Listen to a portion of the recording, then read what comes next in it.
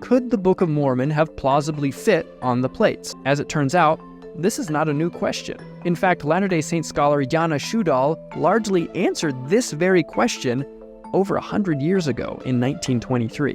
He took a piece of parchment 7 by 8 inches and had a friend of his translate the Book of Mormon into Hebrew within that space.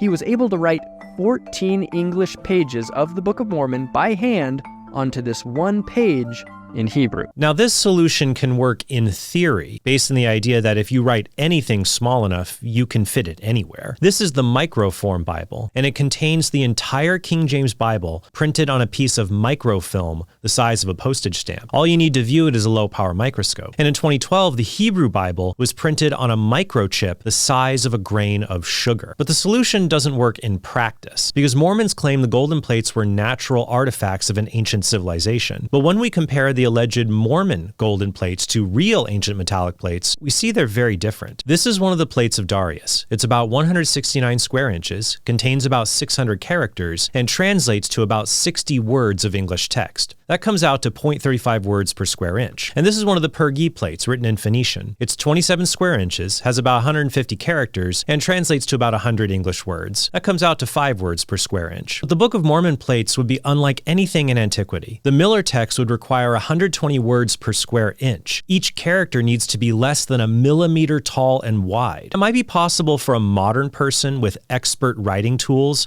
to delicately write on paper, but not ancient engravers to carve onto metal. Now, Mormon apologists like to say that Reformed Egyptian, the alleged language of the original golden plates, was a compact script, even smaller than Hebrew. But no matter how small a script is, it must have a variety of distinguishing marks in order to get different characters. And the size required to write these distinguishing marks is just too small for it to exist on such small plates. Even with the naked eye, you can tell that metal plates use larger characters, and it isn't feasible to write on these metal plates with the size of text that Miller used. You can perform this experiment yourself, as I did with $15 worth of sheet metal and some simple tools from Amazon. Try to fit 80 English words in a square inch of sheet metal. Or if you feel real adventurous, try to copy Miller's tiny Hebrew text on the same size engraving, making sure all the Hebrew characters are legible. If you try this feat, I think you'll soon become very pessimistic about the historical claims involving the Book of Mormon.